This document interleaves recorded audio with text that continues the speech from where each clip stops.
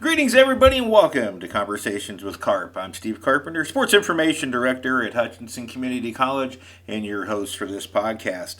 As we continue to slowly move toward a little bit of normalcy in our life with the pandemic currently going on, Conversations with Carp is giving you a look inside Blue Dragon athletics and from varying viewpoints. And today we speak with the Vice President of Student Services at Hutchinson Community College, Mr. Brett Wright. Brett, thanks for taking some time to talk to us. Well, Steve, I really appreciate the offer of being able to talk to everybody and give my input on the great Blue Dragon athletics. I really appreciate it. Your office is located over in the Student Union. Other than a bunch of construction going on with the new cafeteria and everything, it's pretty lonely over there. You know, it's a little lonely, but it's not any less busy than we usually are. I mean, we're gearing up for summer classes and starting everything in process for the fall, getting the new cafeteria renovated. Construction is everywhere, and we're just really excited that we're continuing to rock on and keep going to make this institution that much better.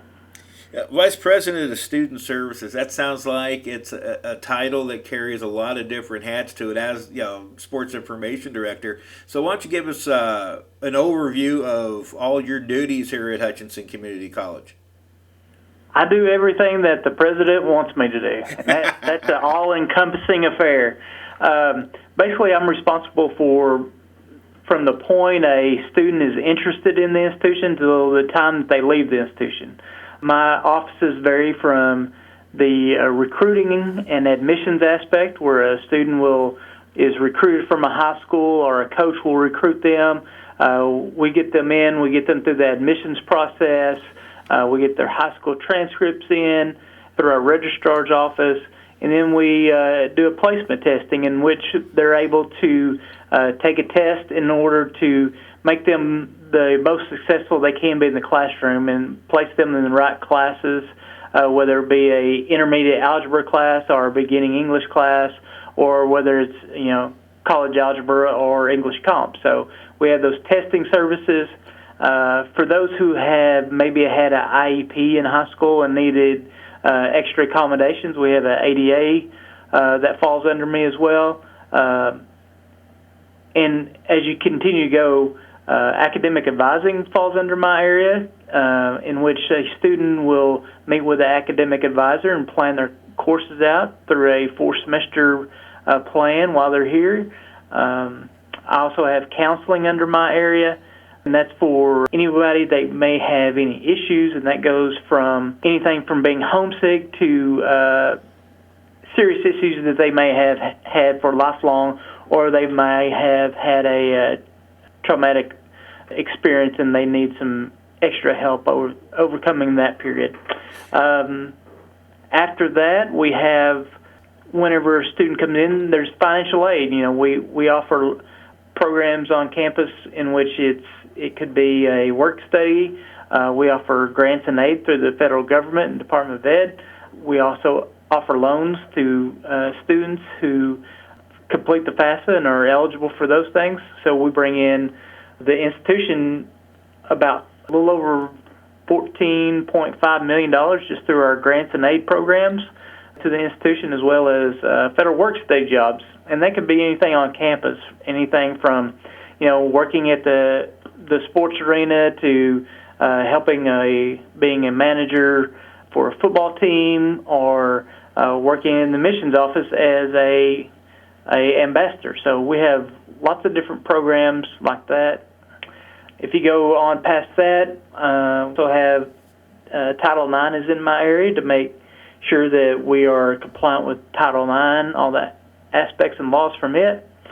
Also have housing, student activities. Housing encompasses 500 and 550 students that live on campus with us in our residence halls and apartments. Student activities are all types of activities, intramurals, lots of things in the residence halls that we provide just for interaction and giving the student an opportunity to, find other students that, have like minds and interests. We have clubs and organizations The one part of my position that is maybe the most difficult is student discipline. As a institution, we have rules and regulations of how a student is to act and do things on campus, whether it's misbehaving in the residence hall, having alcohol or illegal drugs on campus. It could be any of the bad stuff that you normally suspect. It could be plagiarism and cheating in class, things of that nature. So I handle the disciplinary actions as part of my role as well. So it's a pretty wide gamut. We do career counseling at the end, responsible for graduation. So basically, from the time a student thinks about HCC to the time they leave, I have a impact on them. You bet. Very wide encompassing indeed.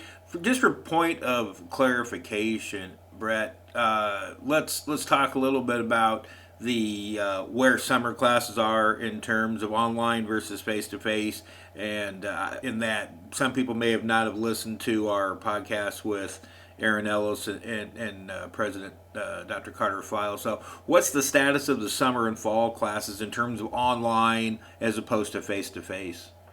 So as it stands right now, we are having all of our June classes online. We will not be having any face-to-face classes in the month of June.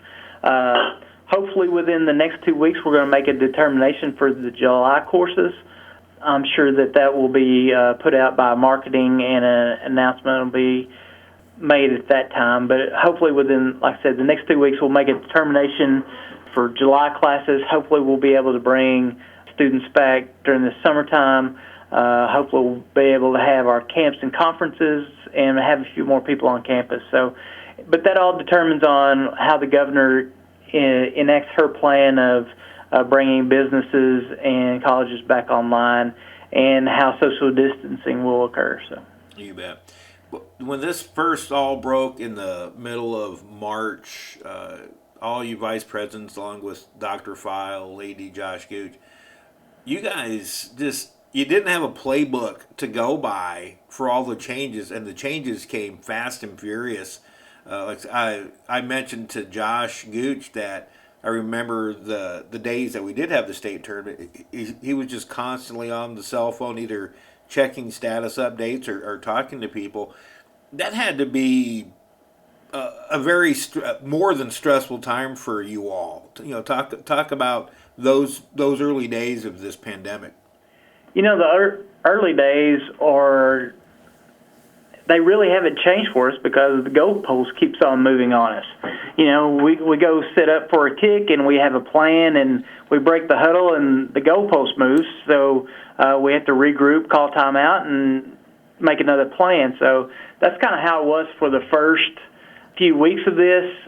Basically, we'd make a plan, and 3 hours later, there would be change from the state of Kansas or the Reno County health office, and we'd have to make changes. So we'd come up with we'd have a plan. Of course, we always have a business continuity plan in which we keep services going, and we have, things that we can do.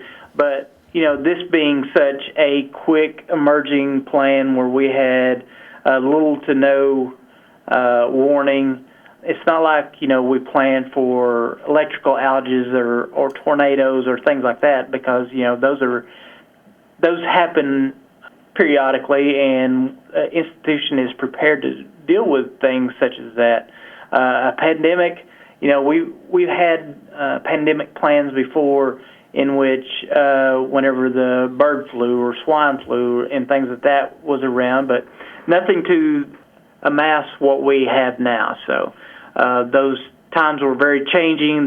We were having meetings with the President's Cabinet on Saturdays and Sundays, Sunday nights, in order to try to do what's best for the institution, what's best for the students. So, and like I said, the goalpost keeps on moving on us, right now as we're planning on bringing students back to campus, what the governor's going to open up for us, what our Reno County health officers are going to be able to do, how large a group we're going to be able to have. So, that's kind of where we are now. The goalpost is more steady at this point, but it's still moving on us. So.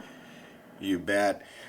Well, tell us about, we have the national tournament here every year, and of course, there's always the moniker Road to Hutch. Well, what was Brett Bright's road to Hutch in your position with the college? I've been in higher education for over 20 years, and I've had a path of student services. I've always worked in everywhere from housing to student activities, and I've just kind of made my way to vice president positions. I've moved all over Oklahoma and Texas, and this is my second stint in Kansas. I've been either a dean or a vice president at an institution for the last probably 14 years. So I've had a lot of great experience. I've had a lot of great mentors, and whenever the opportunity to Hutch came, it was a great time for me to make that transition to here. I met with Dr. Fowle, and we hit it off, and I thought this was a great opportunity for me.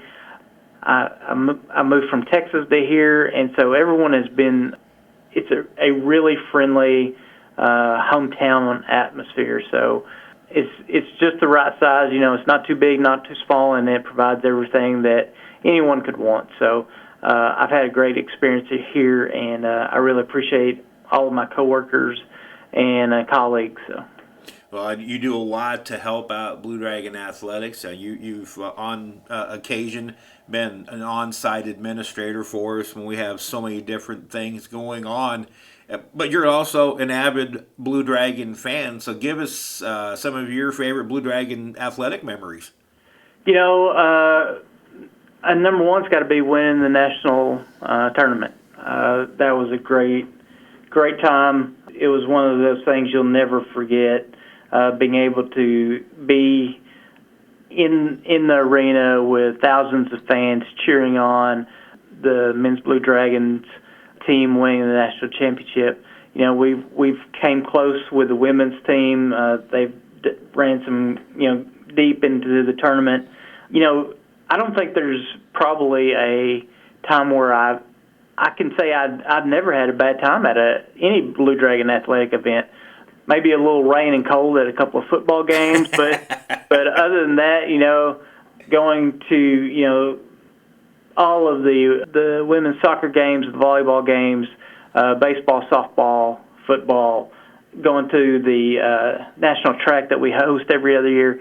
So being a athletic fan in general has really made this position that much more great for me. So. Well, what are some of the things you like to do away from the college? You're a golfer, fishing. What's your interest in hobbies? I really don't. If you don't have a lot of time and you work a lot, you really don't have time for hobbies. I don't have the patience for golf or fishing, either one. I don't know why. But I'm still like I said, a avid sports fan. I like to go watch sports anytime I can. And then, of course, movies and spending time with family and friends and that sort of stuff. Travel anytime I get a chance, which hasn't been we hadn't been able to do since we've been locked up in our offices and our houses for the last few weeks. So hopefully we'll get some vacation time later in the summer and be able to get out and about and enjoy the sunshine and have a little fun before we drag down and start putting the nose to the grindstone again this fall. You bet. Well, always very appreciative of what you do for our institution and our athletic department, and very appreciative you taking some time to speak with us today, Brett. All right. Thank you very much, sir. Thank you so much. Brett Bright, Vice President of Student Services at Hutchinson Community College. And that will wrap up another episode of Conversations with Carp. We'll talk to you again soon. So long, everybody.